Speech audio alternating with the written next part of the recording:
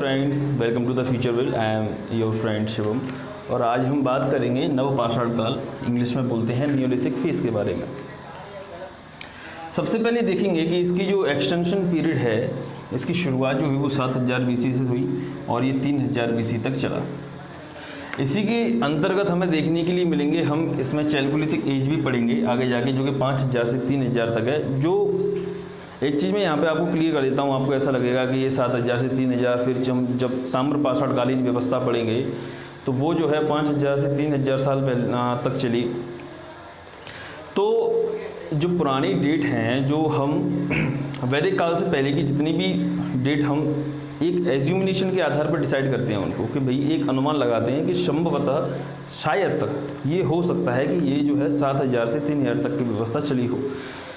तो सबसे पहले देखेंगे नवपाषाण काल में कि इसकी टर्मिनोलॉजी जो है, ये यानी कि जो ये शब्द है नवपाषाण, इसको समझेंगे तो नवपाषाण जो है वो दो शब्दों से मिलकर बना है। पहला है नव और दूसरा है पाषाण, इंग्लिश में neo, and second is lithic. जो न्यू यानी कि जो न्यू शब्द का मतलब है वो है आपका नया, न्यू। इसके बाद लिथिक का, लिथिक जैसा कि मैंने कहा पहले, स्टोन होता है, पत्थर या पाषाण जिसे बोलते हैं। ये जो टर्मिनोलॉजी है, ये जो शब्द है वो हमें बताता है कि इस काल में न्यू,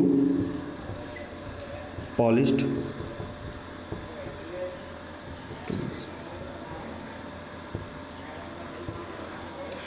ये हमें बताता है कि इस काल की जो विशिष्टता है वो है नए और पॉलिश्ड उपकरण, टूल्स, उपकरण।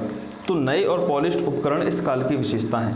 तो इस काल में हमें जितनी भी टूल्स देखने के लिए मिलेंगे पत्थर के, वो होंगे नए होंगे, यानी कि कुछ माइक्रोलिथ भी होंगे, कुछ पॉलिश टूल्स भी होंगे, कुछ लार्ज फ्लेक्स वगैरह भी होंगे। तो काफ़ी सारी चीज़ें हमें इस काल में देखने के लिए मिलेंगी। इसके बाद हम बात करते हैं कि विश्व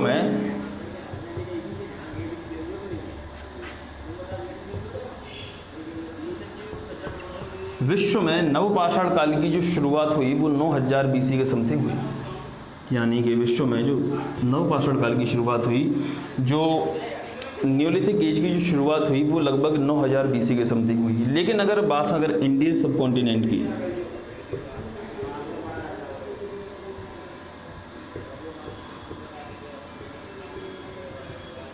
हिंदी में भारतीय उपमहाद्वीप की बात करें,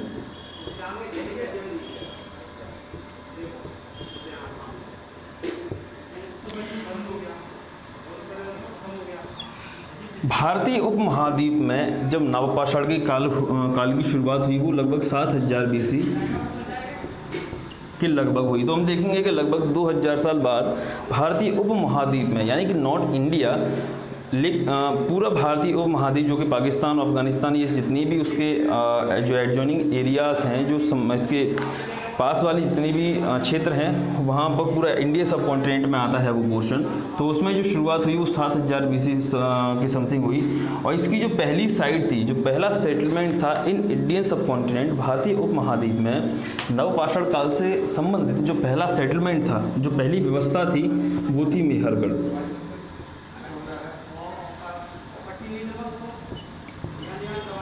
मेहरगढ़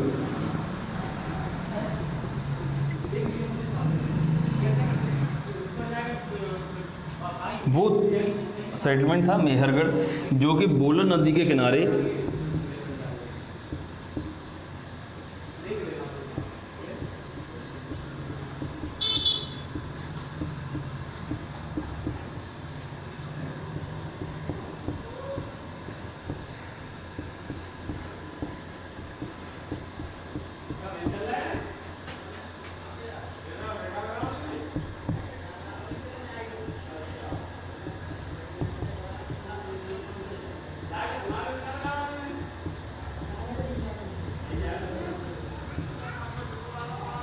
ये जो मेहरगढ़ था वो लोकेटेड था कहाँ, बोलन नदी के किनारे।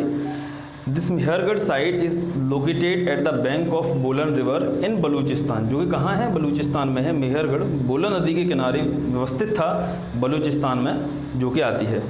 इसके बाद बात देखेंगे कि जो मेहरगढ़ की मुख्य विशेषताएं हैं, जो मेन कैरेक्टरिस्टिक हैं रिलेटेड टू द मेहरगढ़, उनकी हम बात करेंगे।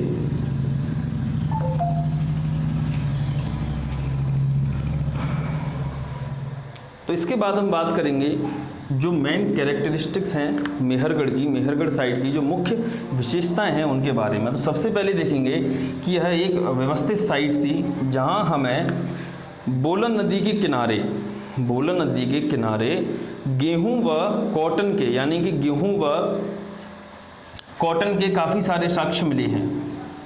तो यहाँ पर जो मिलने वाले एविडेंस हैं वो क्या हैं, वीट एंड कॉटन,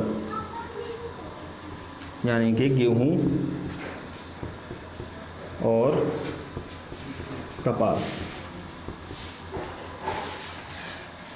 इस साइट की सेटलमेंट की जो मुख्य विशेषता थी उनमें से एक है कि यहाँ पर जो साक्ष्य मिले हैं, the evidence which is found in Mehrgarh is of wheat and cotton, यानी कि गेहूँ।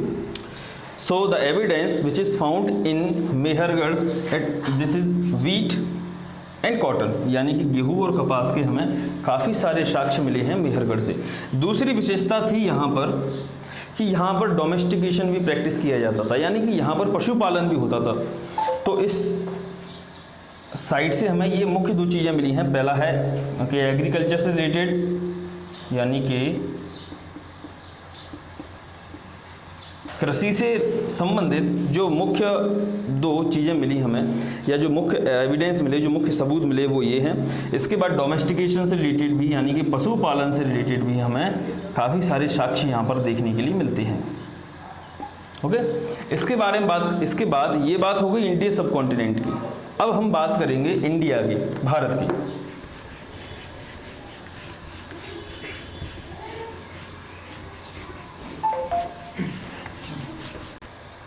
सो अब हम बात करते हैं भारत की, यानी इन इंडिया। भारत में जो पहली साइट थी related to the neolithic phase, यानी नवपाषाण काल से संबंधित जो पहली साइट थी वो आपकी टॉन्स नदी के किनारे, टॉन्स रिवर वैली में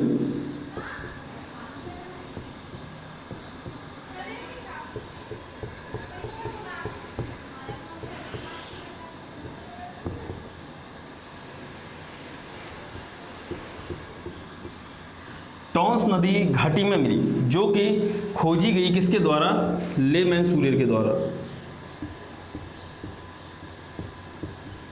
इन 1860, यानी कि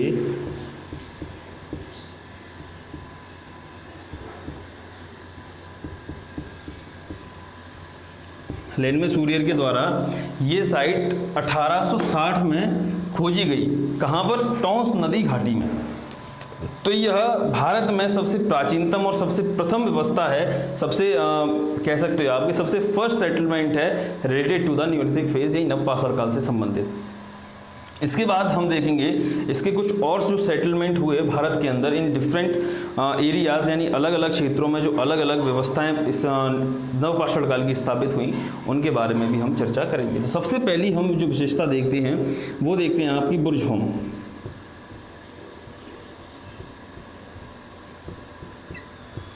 सबसे पहला जो सेटलमेंट है, जो सबसे पहली जो विशेषता है, व्यवस्था है, वो है बुर्जहोम। आज से लगभग 2700 BC के समथिंग ये सेटल हुई, जो जिसे कि लेट नियोफेज की व्यवस्था कहा जाता है, यानी कि कह सकते हो आपके उत्तर नवपाषाण काल, यानी कि नवपाषाण काल जब खत्म हो रहा था धीरे धीरे, तो जबकि ये विशेषता हमें यहाँ पाई गई है। इस विशेषता की कुछ मुख्य बिंदुओं पर हम ध्यान देंगे, या जो मुख्य सबूत मिले हैं यहाँ से उनके बारे में हम चर्चा करेंगे। सबसे पहला जो यहाँ से एविडेंस मिला है, जो सबूत मिला है, वो है कि यहाँ पर जितने भी पालतू कुत्ते थे, जो डोमेस्टिक डॉग्स थे, जो पेट डॉग्स थे, वो अपने मालिकों के साथ दफन किए जाते थे ग्रेव्स में, यानी कब्र में। सबसे पहले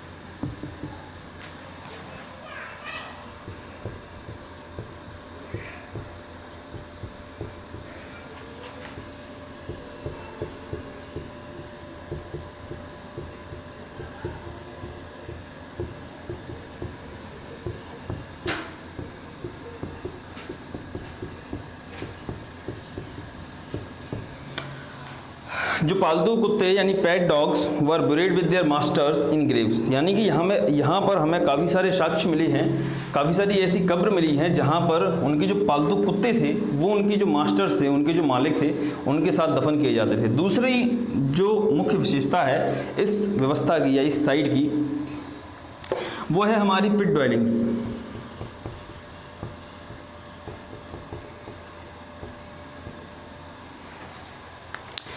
पिट ड्वेलिंग्स का मतलब होता है हिंदी में, इसका प्रॉपर मीनिंग तो मुझे याद आ नहीं रहा क्योंकि मैंने इंग्लिश में पढ़ा है। तो पिट ड्वेलिंग्स का जो मतलब होता है वो होता है कि ये जो व्यवस्था है वो कश्मीर की है। ये जो है वो कश्मीर है, श्रीनगर से लगभग 14-15 किलोमीटर के दूरी पर ये व्यवस्था पाई गई है। तो पिट ड्वेलिंग्स का मतलब होता है कि यहाँ पर जो रहने वाले लोग थे, जो यहाँ पर लोग रहते थे, वो ज़मीन के अंदर गड्ढा खोद कर रहते थे। क्यों? क्योंकि जो आसपास का जो इन्वायरमेंट था, जो आसपास का एटमॉस्फेयर था, क्लाइमेट था, वो काफ़ी ठंडा था और उसके मुकाबले जो ज़मीन होती है, जो धरती होती है, वो हमारी काफ़ी गर्म रहती है। तो उस कारण यहाँ पर काफ़ी मात्रा में पिट ड्वेलिंग्स पाए गए, यानी कि गड्ढे खोद कर रहते थे वो लोग, केव टाइप की बनाते थे। तो पिट ड्वेलिंग उसी टाइप के घर को कहा जाता है। तीसरी बात आती है यहाँ पर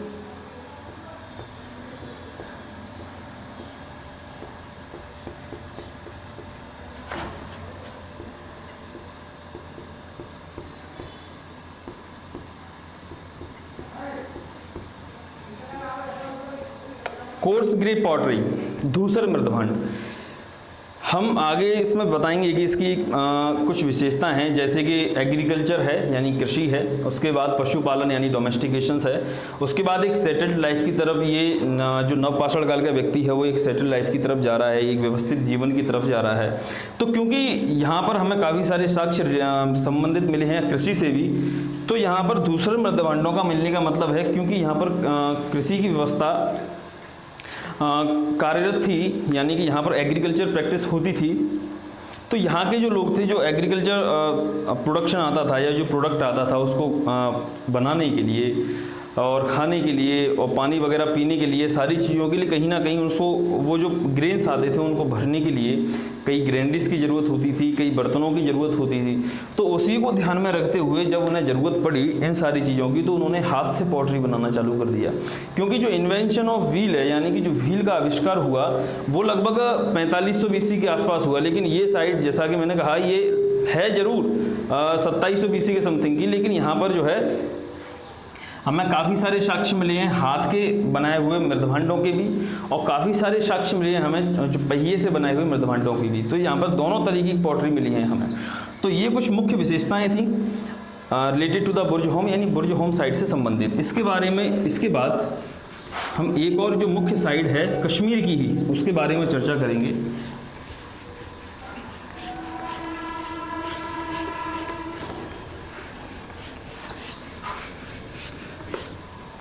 जो दूसरी मुख्य साइड है वो है गफ कराल।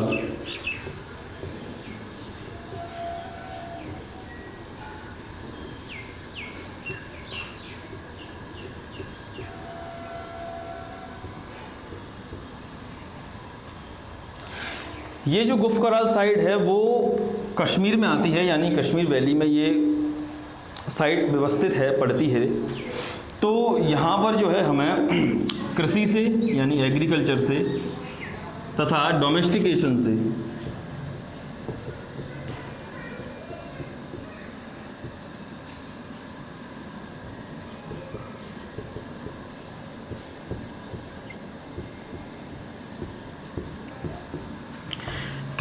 यानी एग्रीकल्चर से और डोमेस्टिकेशन से संबंधित काफ़ी सारे साक्ष्य मिले। यानी कि यहाँ पर एग्रीकल्चर और डोमेस्टिकेशन से रिलेटेड काफ़ी सारे सबूत मिले हमें। लेकिन यहाँ पर जैसा कि मैंने कहा, जो बुर्ज होम में एक मुख्य विशेषता थी उसकी कि उसके जो घरेलू कुत्ते होते थे, जो डोमेस्टिकेट एनिमल होते थे, जो पेट एनिमल्स होते थे, वो उनके मास्टर्स के साथ दफन किए जाते। तो ये हमें जो प्रैक्टिस है, ये जो रिचुअल है, वो भारत में नियोलिथिक काल में, नवपाषाण काल में और कहीं भी किसी भी साइट पर देखने के लिए नहीं मिलता है। तो भले ही ये कश्मीर में थी, उससे ज़्यादा दूर है नहीं, ये 50-60 किलोमीटर का फेर था, लेकिन तो भी ये व्यवस्था जो ग्रेव्स की व्यवस्था है, जहाँ उनके जो पालतू कुत्ते मालिकों के साथ दफन किए जाते, तो ये व्यवस्था हमें और कहीं भी देखने के लिए नहीं मिलती है। ये गफकराल की विशेषता हो गई कि यहाँ पर हमें कृषि और पशुपालन से संबंधित काफ़ी सारे साक्ष्य मिले हैं। तीसरी बात करते हैं, एक बड़ी ही इंपॉर्टेंट साइट है जिसका नाम है कुल्डी हवा।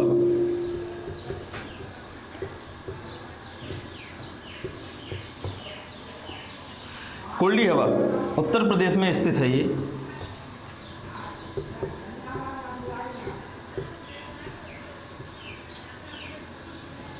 कुल्डी हवा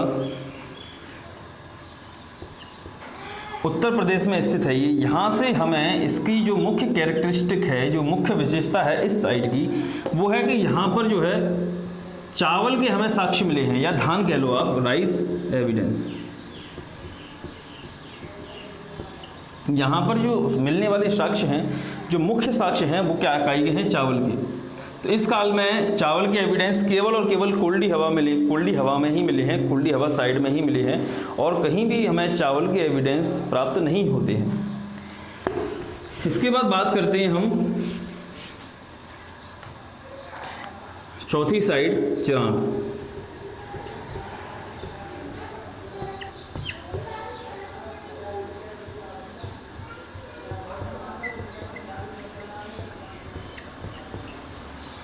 चिरांद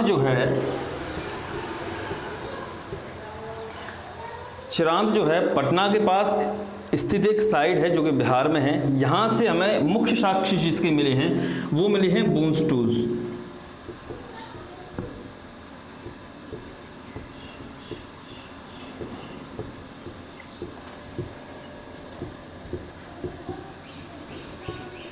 यहाँ पर इस साइट पर हमें केवल और केवल हड्डियों के ही साक्ष्य मिले हैं, हड्डियों के टूल्स मिले हैं, और हमें यहाँ पर पत्थरों के टूल्स, जैसा पत्थरों से रिलेटेड कोई भी टूल्स हमें यहाँ पर देखने के लिए नहीं मिलता है चिरांद में। तो ये इसकी मुख्य विशेषता है कि यहाँ पर केवल और केवल हड्डियों के ही औजार मिले हैं, यानी केवल और केवल बोन्स टूल्स मिले हैं, और कोई भी पत्थर का टूल्स यानी कि स्टोन टूल्स हमें यहाँ पर देखने के लिए नहीं मिलते हैं। तो ये इसकी मुख्य विशेषता हो गई। इसके बाद पांचवी जो साइट है वो है पिघले हाल।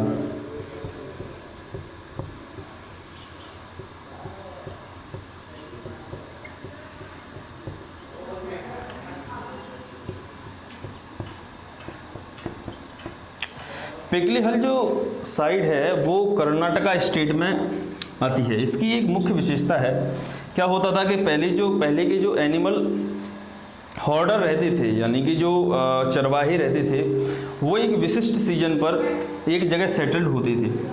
विशिष्ट सीजन संभवतः शायद वर्षा का होगा, क्योंकि उनके जो पशु थे उनको खाने के लिए घास वगैरह भी चाहिए, पीने के लिए पानी चाहिए। तो यहाँ पर वो इसी वजह से आते थे क्योंकि यहाँ पर घास वगैरह और पानी वानी की सारी व्यवस्थाएं अच्छी थी। जब वो यहाँ पर कैंप बना के रहते थे लगभग 2-3 महीने तक, तो वो क्या करते थे कि एक चैनल के अंदर या फिर ओपनली तरीके से गोबर को इकट्ठा करते जाते थे डेली टू डेली। जब वो यहाँ से जाते थे, क्योंकि गोबर स्टोर हो रहा है लगातार, 1 दिन का, 2 दिन का, 1 महीने, 2 महीने, 3 महीने, तो जब वो वहाँ से जाते थे तो ये क्या करते थे, इस गोबर में आग लगा के चले जाते थे। जब वो आग लगा के यहाँ से जाते थे तो जब वो अलग दूसरे सीजन पे आते थे, यार क्या कर रहा है भाई, इसको दोबारा समझेंगे। अब हम बात करेंगे कि नवपाषाण काल से संबंधित जितनी भी उसकी मुख्य विशेषताएं हैं, जो मेन कैरेक्टरिस्टिक्स हैं उसके बारे में। तो सबसे पहली जो मुख्य विशेषता है जो हमें यहाँ देखने के लिए मिलती है वो है कृषि।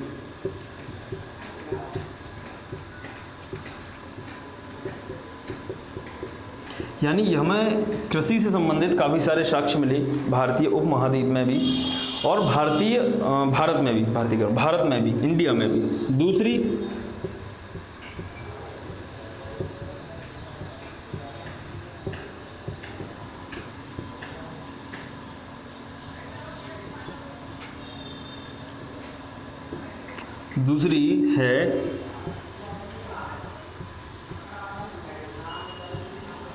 है पशुपालन, डोमेस्टिकेशन ऑफ एनिमल। यानी कि हमें डिफरेंट एरियाज़ में, डिफरेंट साइट्स में, अलग अलग क्षेत्रों में, अलग अलग व्यवस्थाओं में हमें पशुपालन यानी डोमेस्टिकेशन ऑफ एनिमल से रिलेटेड काफ़ी सारे साक्ष्य मिलते हैं, काफ़ी सारे एविडेंस मिलते हैं। तीसरी जो मुख्य विशेषता है वो है पिट ड्वेलिंग्स।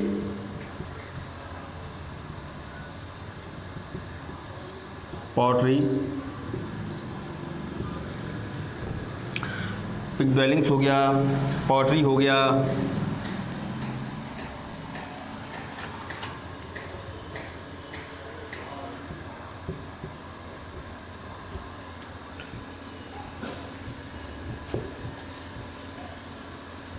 पिट ड्वेलिंग्स को हम घर कह सकते हैं, क्योंकि इसकी प्रॉपर हिंदी मुझे नहीं पता है।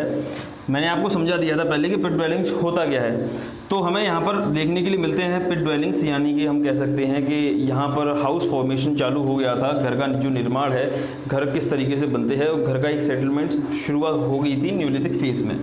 उसके बाद हमें यहाँ पर देखने के लिए मिलते हैं काफ़ी सारे courser pottery, courser grey pottery, courser यानी धूसर मृदभांड, यानी पॉटरी के साक्ष्य भी हमें।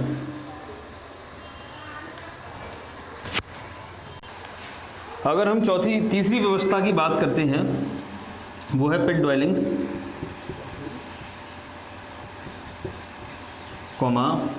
पॉटरी, यानी कि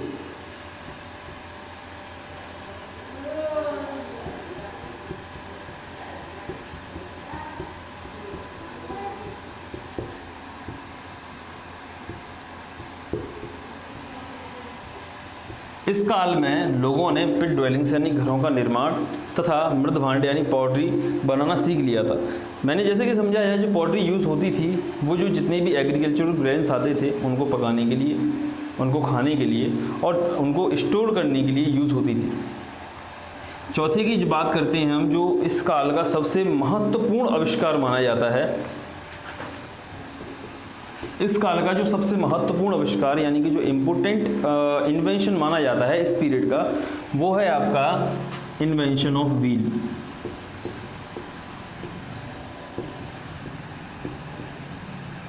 हम देखेंगे कि इसी काल में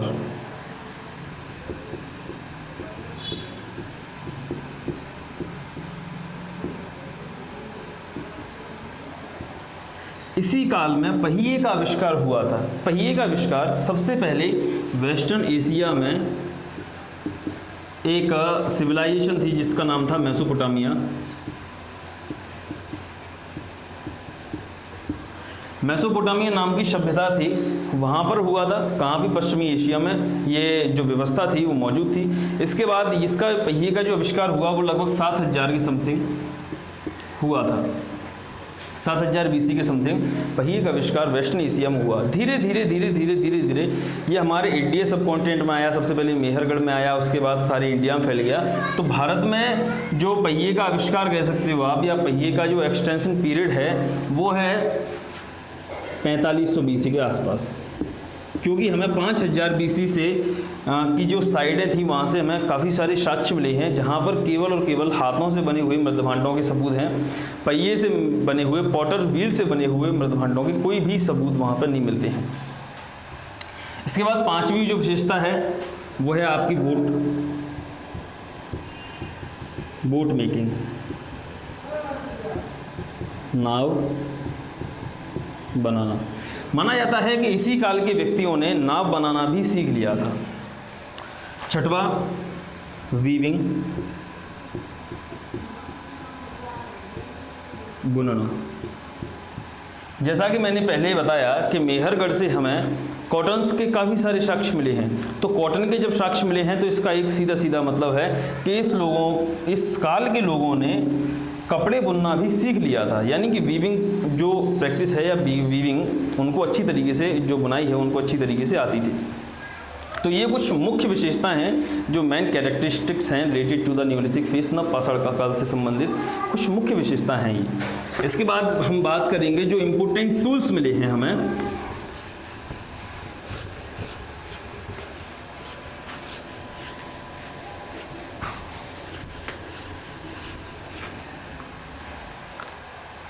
जो इम्पोर्टेंट टूल्स मिले हैं यानी कि औजार,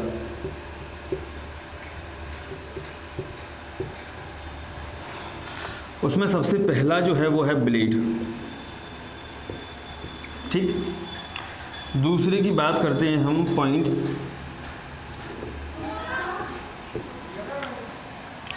एक्स और ब्लेड्स हैं, पॉइंट्स हैं, एक्स हैं, स्क्रैपर्स,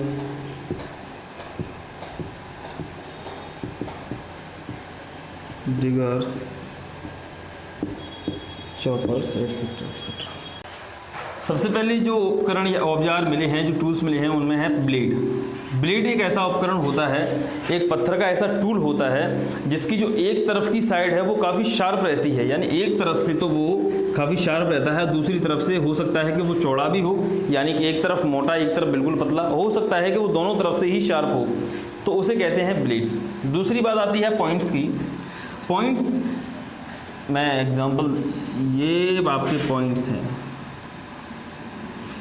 पॉइंट का मतलब होता है कि जिसका आगे वाला जो पोर्शन है किसी भी पत्थर की, क्योंकि यहाँ पर पत्थर के टूल्स का यूज़ किया जाता था, तो यहाँ पर देखेंगे कि हम जो पत्थरों के जितने भी टूल्स हैं, पॉइंट्स इनमें है कि एक पत्थर है जिसका जिस तरीके से ये जो मार्कर है वो पॉइंट्स का एग्जांपल है। इसका जो पीछे वाला पोर्शन है वो काफ़ी वाइडन है, काफ़ी चौड़ा है, और जो आगे वाला पोर्शन है वो काफ़ी शार्प है। तो इसी तरीके के पॉइंट्स रहते थे। ये क्या करते थे कि बोन्स के हैंडल्स में या फिर लकड़ी के हैंडल्स में उन्हें बांध के शिकार किया करते थे। It use like it as a spear, यानी कि यह एक बर्छी की तरह इसको यूज़ करते थे इफेक्टिव। इसके बाद बात करते हैं स्क्रैपर्स की, यानी कि इसके बाद बात करते हैं एक्स की। एक्स यानी कि कुल्हाड़ी।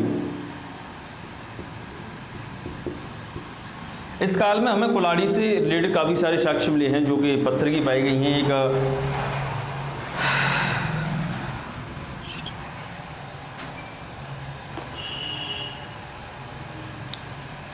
तो बात करते हैं कुल्हाड़ी की। इस काल में हमें काफ़ी सारी अलग अलग टाइप की कुल्हाड़ी पाई गई हैं इन डिफरेंट एरियाज़ में। तो ये पॉलिश्ड और काफ़ी शार्प टूल्स हुआ करते थे और काफ़ी शार्प कुल्हाड़ी हुआ करती थी। इसके बाद बात करते हैं स्क्रैपर की। स्क्रैपर एक ऐसा टूल होता था जो कि खुरचने के काम आता था। जैसे पेड़ की छाल है, स्किनिंग यानी कि चमड़ी उतारने के काम आता था, तो वो स्क्रैपर है। इसके बाद डिगर्स, यानी कि ऐसी वस्तु या ऐसा टूल्स, ऐसा औजार जिसको हम खोदने के लिए यूज़ करते थे, लाइक अ हू, यानी कि फावड़े की तरह। जब फावड़ा सुना होगा आपने, फावड़े की तरह जिसको खोदने के लिए यूज़ करते थे, ऐसा टूल। तीसरा चॉपर। चॉपर काटने के लिए यूज़ होता था। तो ये कुछ स्टोन टूल्स हैं जो कि अलग अलग चीज़ों के लिए यूज़ किए जाते थे। तो अब हम देखेंगे कि धीरे धीरे क्या हुआ कि जैसे ही मेसोलिथिक एज हुई, न्यूलिथिक एज आई, तो ह्यूमन ने धीरे धीरे एग्रीकल्चर भी सीखा, डोमेस्टिकेशन ऑफ एनिमल्स भी सीखे, और इन्वेंशन ऑफ व्हील किया, जिससे कि जो पॉटरी थी वो काफ़ी आसान हो गई, जो ग्रेनरीज थी वो मैन्युफैक्चर होने लगी, और अब लोगों के पास अनाज स्टोर्ड भी रहता था, जिससे कि वो अगर कोई भी इमरजेंसी आ जाती हो तो उसमें यूज़ भी कर सके। तो धीरे धीरे यहाँ का इंसान जो है वो एक सेटल्ड लाइफ जीने लगा, धीरे धीरे सेटल लाइफ की तरफ एग्रेसर हुआ। क्योंकि एक बार अगर फसल बो दी तो हमें पता है कि लगभग 3-4 महीने लग जाते हैं उसको राइप करने में, उसको काटने में। तो जब वो फसल बोता था तो फसल काटने तक, फसल बोने से फसल काटने तक उसे वहीं सेटल होना पड़ता था, और उसके बाद वो कहीं जाता था पहले। तो उसने सोचा कि जब मैं फसल बोता हूँ और मैं ही काटता हूँ तो फिर क्यों ना हमें यहाँ पर ही सेटल होना चाहिए। पहले के ज़माने में वो होता था स्लैश एंड बर्न एग्रीकल्चर, यानी कि फसल बोई, एक सीजन तक वहाँ रहे, उसके बाद जैसे ही फसल काटी वहाँ आग लगा के चले गए दूसरी जगह क्लियर किया फॉरेस्ट, वहाँ फसल बोई और फिर इसी तरीके से वहाँ पे किया। तो उसके बाद स्लैश एंड बर्न एग्रीकल्चर पे से एक सेटल्ड लाइफ की शुरुआत हुई। धीरे धीरे न्यूलिथिक फेज में काफ़ी घर बने, काफ़ी हमें औजार हैं, घर हैं, और जितने भी एक सेटल लाइफ से रिलेटेड काफ़ी सारे एविडेंस हमें देखने के लिए मिलते हैं। जैसे मैंने कहा पालतू कुत्ता हमें वहाँ ग्रेव में देखने के लिए मिला, तो एक सेटल लाइफ की निशानी है। तो अब हम बात करेंगे न्यूलिथिक फेज के बारे में। इस कुछ विशेषताएं भी समझी, कुछ इंपॉर्टेंट साइट जो इंडिया सब कॉन्टिनेंट में और इंडिया में पाई गई उनको भी, उन साइटों पर भी ध्यान दिया इस काल में। इसके बाद हम कल अपनी वीडियो में समझेंगे ताम्रपाषाणकालीन व्यवस्था के बारे में, चैलिकोलिथिक फेज के बारे में। जब तक के लिए खुश रहिए, धन्यवाद, जय हिंद।